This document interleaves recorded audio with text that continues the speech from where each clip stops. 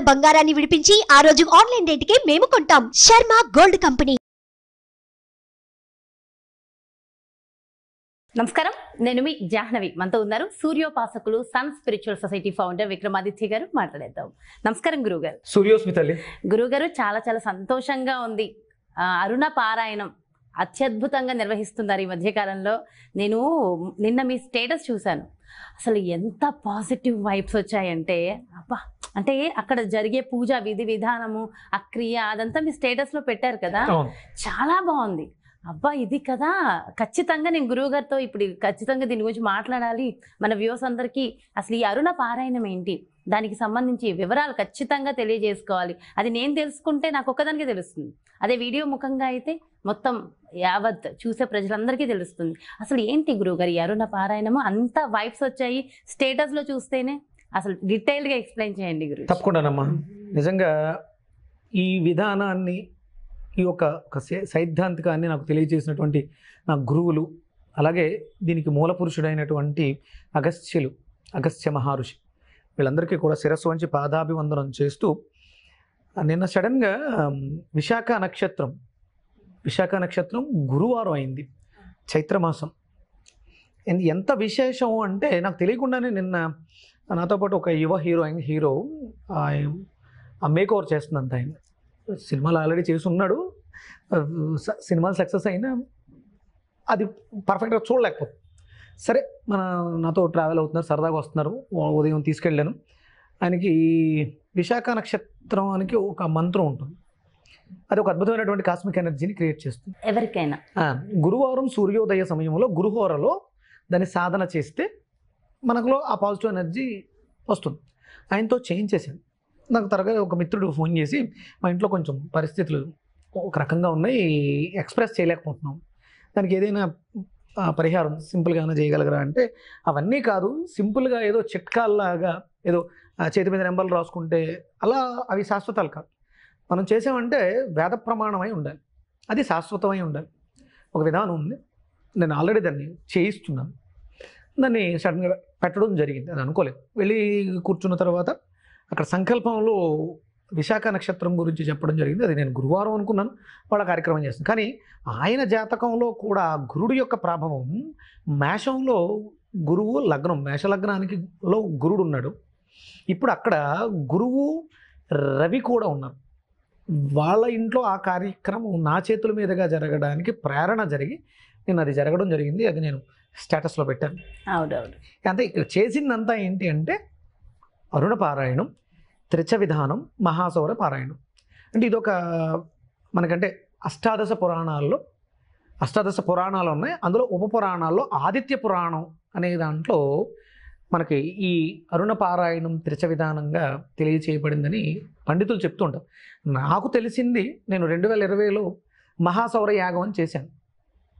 అంటే అప్పట్లో నాతో పాటు వీరభద్ర శర్మ అని నా బ్రహ్మ, నాకు నామకరణం, విక్రమాదిత్య నామకరణం చేసినటువంటి వీరభద్ర శర్మ, ఆయన నేను కలిసి ట్రావెల్ చేసేవాళ్ళం. ఒక 10 ఏళ్ళుగా చేస్తూ నాకు అనిపించింది సన్ స్పిరిచువల్ సొసైటీ అనేది పెట్టాలి, ఈ ఆదివారం ఇంపార్టెన్స్ తెలియచెప్పాలి.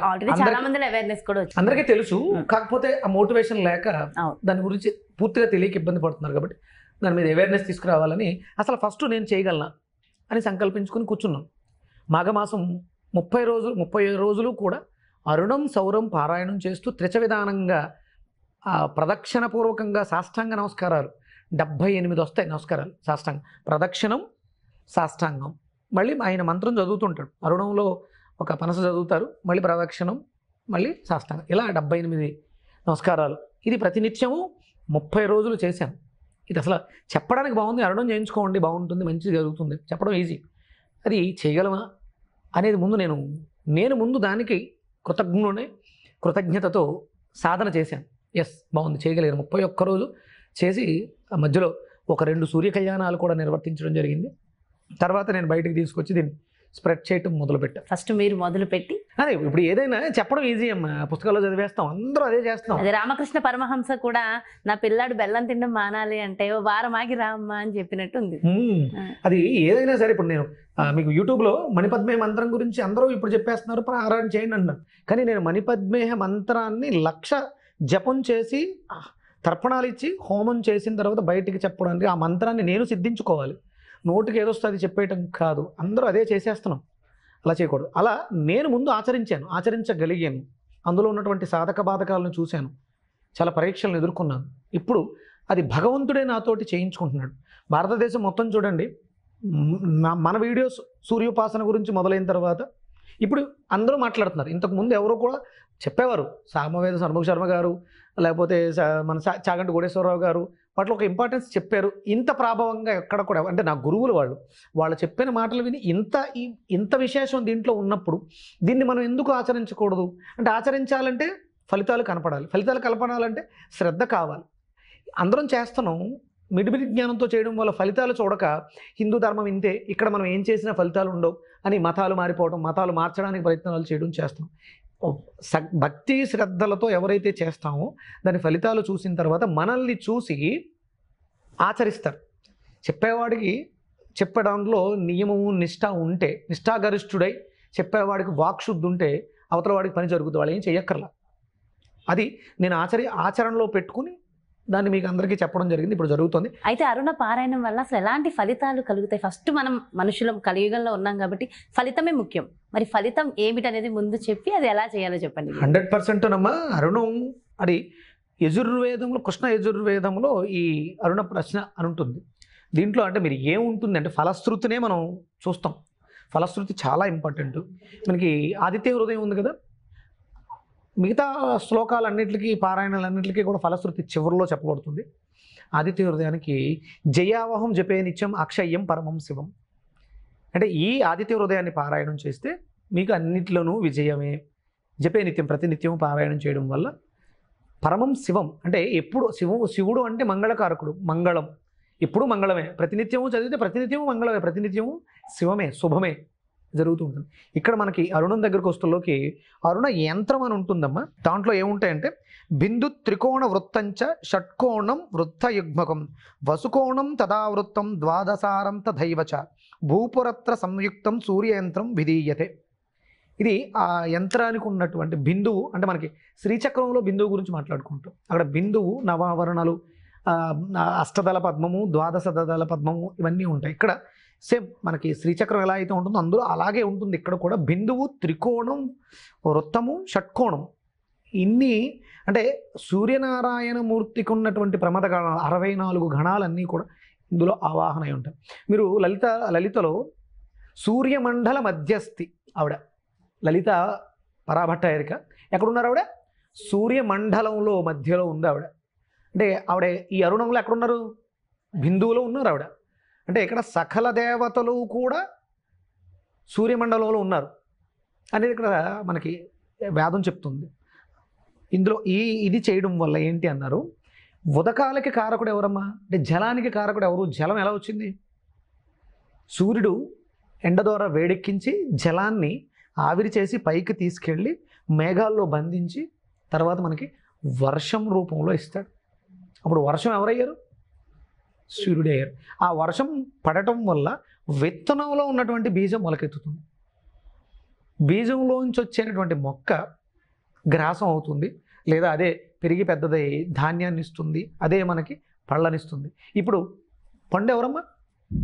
ఈ అరుణంలో ఆయన ఉదకాలని ఎలా మారుస్తాడు, కిందకి ఎలా తీసుకొస్తాడు, పంటను ఎలా పండిస్తాడు. పత్రరహితం, ఆయనకి ఆకుపచ్చ జడలు కడిగిన వాడు అంటారు. ఆయన్ని జుట్టు ఆకుపచ్చ రంగులో ఉంటుందంట. కిరణాలలో ఉండేటువంటి అంటే పత్రహరితం గురించి మాట్లాడుతుంది వేదం అరుణం రూపంలో. ఇక్కడంతా కూడా మనిషి అభ్యున్నతికి, బ్రతకటానికి ఏమేమి కావాలో ఆయనకి ఒక్కొక్క కిరణాలు ఉంటాయి. ఉజ్జసజ్జన కిరణాలు అంటారు. అంటే ఉడకని పుట్టించడం ద్వారా చెమటను కక్కిస్తాయి. ఆయనే ఇస్తాడు, నీటిని ఆయనే ఇస్తాడు, మళ్ళీ అదే నీటిని ఆయన తీసేసుకుంటాడు. మనం తాగిన నీళ్లు మళ్ళీ లోపలికి వెళ్ళి జలం మరిగి మళ్ళీ చెమట రూపంలో బయటకు వస్తుంది. అది బయటకు రాకపోతే, వ్యర్థం విసర్జించకపోతే, ఇవన్నీ అన్ని కార్యాలకి ఒకే ఒక్క ప్రత్యక్ష దైవం సూర్యనారాయణమూర్తి. నేను చాలా గర్వంగా ఫీల్ అవుతానమ్మా. అరుణము, మహాసౌరము. ఇప్పుడున్నటువంటి ఈ కలియుగంలో మనం చాలా రకాలు చేస్తాం. మీరు మాట్లాడితే చండి అంటారు, లక్ష్మీ గణపతి అంటాం, లేకపోతే రాజశ్యామల అంటాం, ఇలా చాలా రకాలు మాట్లాడతాం. మీరు ఎన్ని రకాలు మాట్లాడినా వీటిలన్నింటినీ కూడా మన ఆది గురువైనటువంటి ఆదిశంకరాచార్యుల వారు మనకి షణ్మతాలని ఇవ్వడం మాత్రమే జరిగింది. ఇవన్నీ కూడా అవైదికాలు, ఇవన్నీ పెద్దగా మీకు ఉపయుక్తకాలు కాదు, అందరూ ఆచరించదగింది కాదు. ఆ పంచాయతన విధానంలో సూర్య, విష్ణు, ఈశ్వర, అంబికం, గణపతి ఎంతమంది వచ్చారమ్మా? 5 దేవతలు. అంటే మనం చాలామంది కన్ఫ్యూజ్ అయిపోతున్నాం. శ్యామల నవరాత్రులు వచ్చినాయి, లేకపోతే వారాహి నవరాత్రులు వచ్చినాయి, లేకపోతే ఇంకో నవరాత్రులు 33 కోట్ల దేవీ దేవతలు ఉన్నారు మనకి. నిజంగా చాలా కన్ఫ్యూజ్. ఇంత కన్ఫ్యూజన్లో ఇవేమీ కాదు. మీరు ప్రతిరోజు పంచోపచార పూజలు పంచాయతన విధంగా చేయించాలి. అందులో ప్రథమం సూర్యుడు. ఆయన గణాలకు అధిపతి. ఆయనకి 64 గణాలు ఉన్నాయి. అంటే ఆయనకంటూ లీడర్ ఎవరు లేదు, ఆయనే లీడర్. అంటే గణాలు లేవు కాబట్టి ఆయన గణపతి కూడా ఆయనే. ఇక బ్రహ్మ ఉదయించే సమయంలో ఆయన బ్రహ్మగా ఉంటాడు, మధ్యాహ్న సమయంలో వ్యాప్తి చెందుతూ ఉంటాడు, విష్ణుమూర్తిగా ఉంటాడు, సాయంత్రం సమయంలో లయం చేసేసుకుంటూ ఉంటాడు, పరమేశ్వర స్వరూపం. బ్రహ్మ విష్ణు శివాత్మక స్వరూపం సూర్యనారాయణం.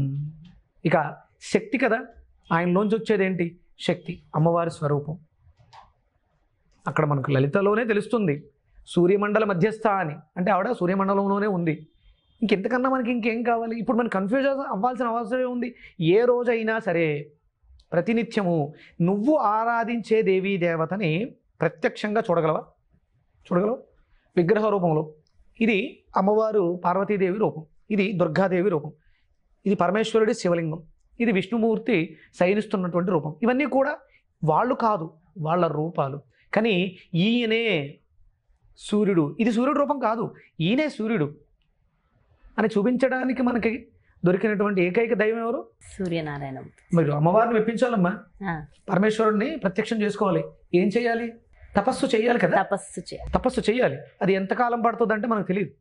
సూర్యుడిని దర్శించాలంటే నమస్కారం, కళ్ళు తెలిస్తే చాలు, కళ్ళు తెరిస్తే చాలు. నువ్వు అజ్ఞానాంధకారంలోంచి తెరిచి అలా చూస్తే దర్శనమిచ్చే దైవం సూర్యుడు.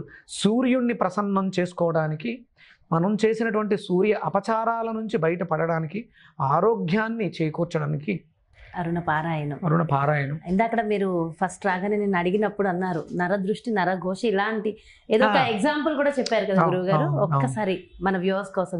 నా మిత్రుడు వాళ్ళ ఇంట్లో గత 3-4 రోజులుగా పాలు పాడైపోతున్నాయి, స్మెల్ వస్తున్నాయి, పెరుగు తోడు పెడితే జిగురైపోతుంది. అలాగే చిలకడ దుంప పైకి చూడడానికి పింక్గా ఉంటుంది, లోపల నల్లగా అయిపోతుంది. అరటిపళ్ళు అన్నీ అంటే వాళ్ళకి సిగ్నిఫికెంట్గా తెలుస్తుంది. పరిస్థితి కొంచెం ఇబ్బందికరంగా. నరదృష్టి ప్రభావమేనా? నరదృష్టి ఒకటి అంటే ఆయన ఉన్న పొజిషన్ ఆ రేంజ్ కాబట్టి దానికి నరదృష్టి అధికంగా ఉంది. ఆయన ఏదో సింపుల్గా చేద్దాం అంటే అది కాదులే, అరుణం చేద్దామని చెప్పేసి అని. అంటే అరుణానికి ఆ శక్తి ఉంది, అరుణ యంత్రానికి ఆ శక్తి ఉంది. ఎక్కడైతే మనం అంటే జామెట్రికల్ గీతలకి ఒక పవర్ని క్రియేట్ చేస్తాయి, మధ్యలో బిందు వేసి త్రికోణం వేస్తారు, దాని చుట్టూ షట్కోణం, వృత్తయుగ్ముఖం అన్నీ వేసి అందులో గాయత్రి ఉంటుంది, మధ్యలో సూర్యుడు ఘృణి, సూర్య, ఆదిత్య, శ్రీం అనే బీజాలు, తర్వాత ఓం భూర్భువస్వ తత్సవితుర్వరేణ్యం భర్గో దేవస్య ధీమహి ధియో యో నః ప్రచోదయాత్ గాయత్రి. అలాగే ఆయనకు ఉన్నటువంటి ద్వాదశ నామాలు మిత్ర, రవి, సూర్య, భాను, ఖగపోష, హిరణ్య గర్భ, మరీచి, ఆదిత్య, సవిత్ర, అర్క, భాస్కర, ద్వాదశ దళాలు. ఇలా ఆయనలో ఉన్నటువంటి ప్రమాదాలు. ఆయన తూర్పుకి ఇంద్ర ఆధిపత్యం ఉంటుంది, అలాగే ఆగ్నేయానికి అగ్నిదేవుడు ఆధిపతి. ఇవన్నీ కూడా ఒకే యంత్రంలో. అంటే వాస్తు పురుషుడు ఎవరు? సూర్యుడే, నారాయణమూర్తి, మళ్ళీ సూర్యుడే. మీరు వాస్తు యంత్రాన్ని పర్ఫెక్ట్గా గమనించగలిగితే వాస్తుకి కూడా అధిపతి సూర్యుడే.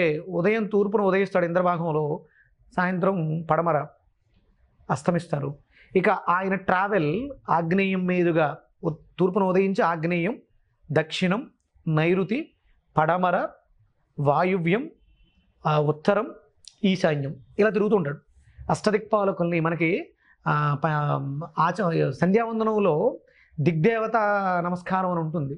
అంటే సూర్యుడిని ఆరాధిస్తే సకల దేవతలని, సకల శక్తులని కూడా మనం ఆరాధించినట్టే. ఆయన మనం ఒక్కలమే కాదు, యక్షులు, గంధర్వులు, రాక్షసులు, పశువులు, పక్షాదులు అన్నీ కూడా ప్రతి నిత్యం ఆరాధిస్తూనే ఉంటాయి. ప్రత్యక్ష భగవానుడు సూర్యనారాయణ. ఇంకెంతకన్నా ఇంకా చెప్పడం, ఇది ఎందుకో బయటికి రాలేదు. లలిత రహస్యనామంగా ఎలా అయితే ఉండిపోయిందో, సూర్యుడికి సంబంధించినటువంటి ఈ విధానం కూడా రహస్యంగా ఉంచబడింది. ఎందుకంటే భారతీయుల శక్తి సూర్యశక్తే, భారతీయుల ఔన్నత్యం సూర్యుని ఔన్నత్యమే. ఎందుకంటే భారతీయులు అంటే ఏంటమ్మా? ఎవరు భారతీయులు అంటే? భా అంటే కాంతి, రథ అంటే మక్కువ కలిగిన వాళ్ళు. భారతీయులు అంటే కాంతి మీద మక్కువ కలిగిన వాళ్ళు భారతీయులు. కాంతి అంటే ఏంటమ్మా? వెలుగు, వెలుగు. ఇంకా తేజస్సు. ఇంకా ఇప్పుడు ఇక్కడంతా చీకటిగా ఉంది, టక్కన కరెంటు పోయింది, చీకట్లో నీ ఎదురుకుండా బల్ల మీద ఏమున్నాయంటే ఏం చెప్తావు? కనిపించావుగా. జ్ఞానం లేదు, అజ్ఞానంగా ఉన్నావు. వెలుగు వచ్చింది, టక్కన చూసి చెప్పేస్తావు, పుస్తకం ఉంది, 2 బాటిల్స్ ఉన్నాయి, కప్పు ఉంది. అంటే కాంతి అంటే జ్ఞానము. జ్ఞానం మీద మక్కువ కలిగిన వాళ్ళు భారతీయులు. అంటే ఊరికే ఏదో పేరు పెట్టలా, మనం చేస్తున్న విధి విధానం, మనం ఆచరిస్తున్నటువంటి ఆచార సంప్రదాయాన్ని దృష్టిలో పెట్టుకుని మనకి ఈ పేరు ఇవ్వడం. భరతుడు పాలించినటువంటి రాజ్యంగా భారతీయులం కాదు. భారతీయులు అంటేనే జ్ఞానప్రదాలు. వెలుగు సూర్యోదయం అంటూ జరిగితే భారతదేశం నుంచే జరగాలి. జ్ఞానం అంటూ వ్యాప్తి చెందితే భారతీయులే చేయాలి. వైజ్ఞానిక ఈ శాస్త్రాన్ని మనకి రామకృష్ణ పరమహంస కావచ్చు, లేకపోతే వీళ్ళందరూ ఉన్నారు కదా, అంబేద్కర్, వీళ్ళందరూ అక్కడికి వెళ్ళి ఉపన్యాసాలు ఇచ్చి వాళ్ళందరూ ఏం చేశారు? ఎడ్యుకేట్ చేశారు. అంటే మన దగ్గర నాలెడ్జ్ ఉంది. స్వామి వివేకానంద వీళ్ళందరూ ఎక్కడ వాళ్ళు? భారతీయులు. వీళ్ళందరూ ఎక్కడికి ఎవరిని ఎడ్యుకేట్ చేశారు? ఇతర దేశాల. సూర్యోదయం అంటూ జరిగితే ఎక్కడ జరగాలి? భారతదేశంలో జరగాలి. జ్ఞానం అంటూ వ్యాప్తి చెందితే ఎక్కడ జరగాలి? భారతదేశం. గర్వంగా ఫీల్ అవ్వాలి, మనం భారతీయులం, మనం సూర్య ఆరాధకులం, సూర్య ప్రేమికులం. అందుకనే సూర్యుడికి గోవుకి అవినాభావ సంబంధం. ఆయన్ని గోపతి అంటారు. సూర్యుడి నుంచి వచ్చేటువంటి కొన్ని కిరణాలను మనం స్వీకరించలేం, అది గోవు మాత్రమే స్వీకరిస్తుంది. ఆ స్వీకరించిన కిరణాన్ని తన మూత్రంలో ఇవ్వడం ద్వారా అందులో సువర్ణం ఉంటుంది, బంగారం. గోమయే వసతి లక్ష్మి. ఆవు పాలలో అద్భుతమైనటువంటి కాస్మిక్ ఎనర్జీ ఉంటుంది, అది మనకి ఆరోగ్యాన్ని ప్రదర్శిస్తుంది. ఇప్పుడు ఏదో చాలామంది పాలు మంచివి కాదు అని చెప్తున్నారు. ఎస్, పాలు మంచివి కాదు. ఏవి? గేదె పాలు, లేకపోతే వేరే వేరే పాలు. కానీ భారతదేశం అంతా కూడా స్వచ్ఛమైనటువంటి దేశవాళీ ఆవు పాలు. మీరు పాలు మంచిది కాదు అన్నప్పుడు శ్రీ వెంకటేశ్వర స్వామి వైకుంఠాన్ని విడిచి వచ్చినప్పుడు పుట్టలో ఉండి 6 నెలలు ఏం తాగాడమ్మా? గోపాలే కదా తాగింది. తర్వాత ఆయనకి శక్తి వచ్చిన తర్వాత బయటకు వచ్చారు, అది వేరే. ఆయన శ్రీకృష్ణుడు వెన్న తిన్నాడు అంటే ఆ యుగం అంతా కూడా వెన్న ఎక్కడి నుంచి వచ్చింది? పాల నుంచి. పాలను వాడుంటారుగా. అంటే ఇప్పుడు ఇది నిషిద్ధం అనుకున్నప్పుడు ఆ యుగాల్లో పాలు తాగేవారు కాదా? అజ్ఞానం. అంటే పాలు మంచివి కాదు. ఏ పాలు అంటే బర్రె పాలు, అవి మనకి మంచివి కాదు. ప్యాకెట్ పాలు, కెమికల్ పాలు, ఇవి మంచివి కాదు. కానీ భారతీయులందరూ కూడా స్వచ్ఛమైనటువంటి ఆవు పాలు తాగడం ద్వారా అద్భుతమైనటువంటి ఆరోగ్యాన్ని చేకూర్చుకుంటారు. అందుకని అంటే ఎందుకు మాట్లాడుతుందంటే గోవుకి సూర్యనారాయణమూర్తికి సంబంధం ఉంది కాబట్టి గోవుని సంరక్షించుకుంటే మళ్ళీ మనం ఆ పునర్వైభవాన్ని పొందడానికి అరుణం పారాయణం చేయడం ద్వారా శక్తి పెరిగి గోవుల్ని సంరక్షించుకోగలుగుతాం. ఆరోగ్యంగా ఆరోగ్యప్రదాత సూర్యనారాయణమూర్తి. అందుకని నేను ఒక నినాదం, ఆదివారం జీవహింస వద్దు, ఆరోగ్యం ఐశ్వర్యం వద్దు. ఆదివారం మద్యం మాంసం మైదునం వద్దు, ఆరోగ్యం ఐశ్వర్యం వద్దు. చాలా చాలా బాగుంది గురువుగారు. అయితే అరుణ పారాయణము నిజంగా చక్కగా జరిపిస్తున్నారు. సో చాలా మంది వాళ్ళ ఇళ్లలో కూడా ఇంత గొప్ప అరుణ పారాయణం చేసి వాళ్ళ ఇళ్లలో కూడా శుభప్రదాలు చెయ్యాలమ్మా. నేను ఊరూరా సూర్య కళ్యాణం, ఇంటింట అరుణ పారాయణం. ప్రతి ఇంట్లోనూ అరుణ యంత్రం ఉండాలి. వాస్తు సకల వాస్తు శల్య కోప అంటే దోషాలు చాలా ఉంటాయి. ఇప్పుడు అందరూ కూడా ఏదో ఈశాన్యంలో గొయ్యి దవ్వేసి 4 ఇటుకలు పెట్టి నవధాన్యాలు వేసేస్తే అయిపోయింది శంకుస్థాపన అనుకుంటున్నారు. అది కాదు. పర్ఫెక్ట్గా వాస్తు పూజలు జరగట్లేదు, వాస్తు శంకుస్థాపనలు జరగట్లేదు. నేను నా చేతులతో ఇన్కోర్ గ్రూప్ కంపెనీ ఉంది, 46 టవర్స్, 46 ఫ్లోర్లు శంకుస్థాపన సశాస్త్రీయంగా చేయించాను. వాళ్ళు ఇల్లు చేయించాను. వివి వినాయక్ గారు వాళ్ళ భావమరిది ఇల్లు చేయించాను. ఇది సశాస్త్రీయంగా ఆ మహాసౌర యంత్రాన్ని ఇచ్చి దాని మీద శంకుని స్థాపించడం ద్వారా అప్పుడు ఆ ఇళ్ళకి ఇంకా వాస్తు దోషాలు ఉండవు. ఇప్పుడు అందరూ సఫర్ అవుతుంటారు. ఎందుకంటే ఏదైతే జరగాలో ఆ విధానం జరగట్లేదు. గురువుగారు ఎలాగో టాపిక్ వచ్చింది కాబట్టి ఒక్క విషయం అడుగుతాను. ఎందుకంటే ఈ మధ్యకాలంలో నేను విన్న విషయం ఇది, హైదరాబాద్కి వాస్తు లేదు అంటున్నారు. ఇది వాస్తవమేనా? గుడ్, సూపర్, మంచి ప్రశ్న అమ్మా. మీ ఇంటికి వాస్తు అంటే అసలు వాస్తు అంటే ఏంటి? వస్తువుల సముదాయం. మనం జియోమెట్రికల్గా తీసుకుంటే చతురస్రం, దీర్ఘ చతురస్రం, ఇలా అంటే స్థలాలను విడదీసి మనం మాట్లాడుకుంటూ ఉంటాం. పూర్వం అంతా కూడా రౌండ్గా ఉండేవి. అంటే సివిలైజేషన్ జరగకముందు మనుషులు జీవ పరిణామ క్రియ జరగకముందు ఇలా ఉండేవి. తర్వాత ఇవన్నీ మనం నేర్చుకుంటూ వచ్చాము. మీ ఇంట్లో వాస్తు బాగాలేదు, మీరు ఎలా ఉంటారు? అంటే వెలుతురు గాలి ఇవేం సరిగా రావు కదా. డెవలప్మెంట్ ఆ, వాస్తు అనే దాని గురించి ఎందుకు అంటే మనం చేస్తున్న పనుల్లో అభివృద్ధి లేదు, మనం చేస్తున్న పనుల్లో ఇబ్బందులు ఎదురవుతున్నాయి, మీ తెలివితేటల్ని పర్ఫెక్ట్గా ప్రజెంట్ చేయలేకపోతున్నారు. ఎందుకంటే సుమారు 8 గంటల సేపు మీరు ఎక్కడైతే నిద్రిస్తారో అక్కడ అది మీకు మన సెల్ ఫోన్ ఎలా అయితే రీఛార్జ్ అవుతుందో మన ఇంట్లో రీఛార్జ్ అవ్వాలి. అక్కడ పర్ఫెక్ట్ కాస్మిక్ ఎనర్జీ లేకపోతే మీరు పర్ఫెక్ట్గా రీఛార్జ్ అవ్వలేరు. That's it. వాస్తు అంటే అంతే, కాస్మిక్ ఎనర్జీ. మనకి భూమిలో భూ అయస్కాంత తరంగాలు ట్రావెల్ అవుతాయి, మనిషిలో బయోమాగ్నెటిక్ వేవ్స్ వెళ్తుంటాయి, అలాగే ఎలక్ట్రోమాగ్నెటిక్ వేవ్స్ ఇవే కదా.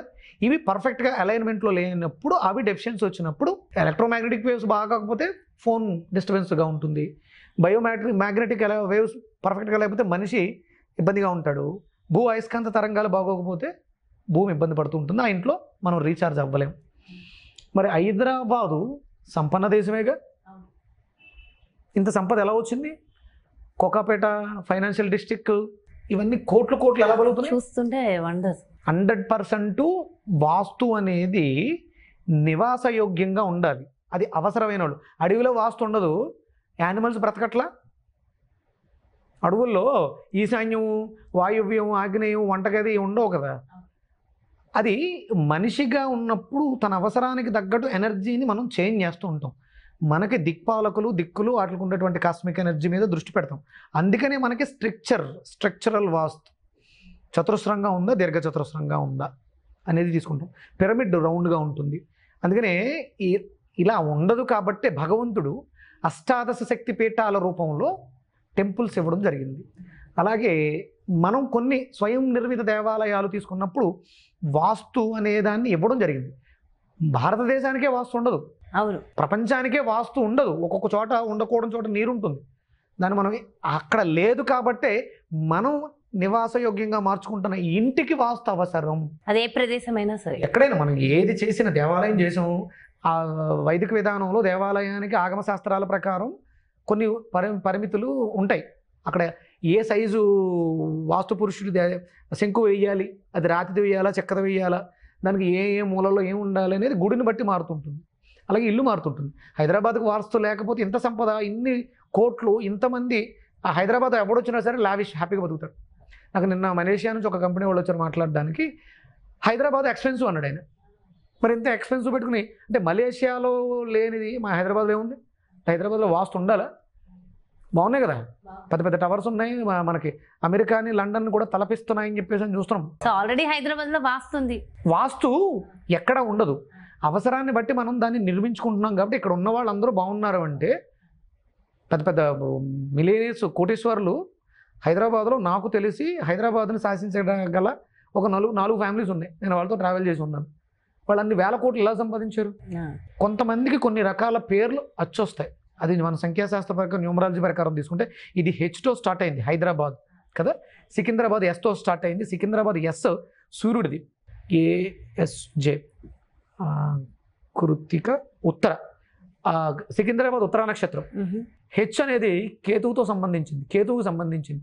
ఆయన అంటే ఉంటే ఉంది అంటే భగవంతుడు ఉన్నాడంటే ఉన్నాడు, చాలా ఎక్కువగా ఉన్నాడు అని చెప్తాడు. లేదు అంటే అస్సలు లేదా, దేవుడు గాడిద గుడ్డు ఇవన్నీ లేవు అంటాడు కేతువు, మోక్షకారకుడు కాబట్టి. అలా ఆలోచించొద్దు. ఇది 4 నెంబర్, హెచ్ అనేది 4 నెంబర్ని సూచిస్తుంది సంఖ్యాశాస్త్ర ప్రకారం. కేతువుకు అధిపతి 4 నెంబర్. ఇది చాలా వరకు మీ విధానాలు బాగుంటే ఇక్కడ అందరూ కూడా సక్సెస్ ఎవడు ఫెయిల్యూర్ని చూడ హైదరాబాద్లో. అలా ఏం ఫీల్ అవ్వకండి. కానీ ప్రతి చోట మాత్రం అరుణం ఎంత బాగా చెయ్యగలిగితే, ఎందుకంటే రాబోయే పెను ప్రమాదాలు. మీరు దుబాయ్ అసలు చూస్తున్నాం, దుబాయ్లో పరిస్థితి, చైనా, ఇక్కడ సూర్య అపచారాలుగా చెప్తాం. సూర్యాస్తమయం తర్వాత తినడం అనేది సూర్యాపచారం. ఈ అపచారాలన్నిటికీ అంటే ఈ అరుణం చేసేసి మళ్ళీ అపచారం చేద్దాం కాదు, ఎప్పటివరకు తెలియక చేసిన అపచారాలకి మనం పరిహారాలు చెల్లించుకోవాలి అంటే అరుణ పారాయణాలు జరగాలి, ప్రకృతి వైపరీత్యాలు తరగాలి అనేది. ప్రకృతిని మనం చేస్తున్నటువంటి ఆదివారం చేస్తున్న దోషం చాలా పెద్ద దోషం. దేవుడికి మొక్కుకుంటారు, పెద్దమ్మ తల్లి మొక్కు, అది ఆదివారమే తీర్చాలా. ఆదివారం ఏది చేసినా 10ంతల ఫలితాన్ని ఇస్తుంది. పాపం కూడా అక్కడ మీకు అమ్మవారు అసలు అంటే బలి, ఏ అమ్మవారు కూడా బలిని కోరుకోరు. సరే మీ ఆచార సంప్రదాయాల ప్రకారం మీరు మొక్కుకున్నారు, సంతోషం. దయచేసి ఆదివారాలు కొండగట్టుల్లోనూ పెద్దమ్మ తల్లి గుడుల దగ్గర లేకపోతే ఇంకా చాలా ఉన్నాయి కదా. మాకు తుని దగ్గర తలుపులమ్మ తల్లి లోవ అని ఉంటుంది. అక్కడంతా ఆదివారం మొత్తం ఆదివారం దయచేసి చేతులు జోడించి వేడుకుంటున్నాను, ఆదివారాలు బలులు ఇవ్వకండి, చాలా ప్రమాదం. నాకు లక్కీగా మొన్న మహావీర్ జయంతి ఆదివారం పడింది.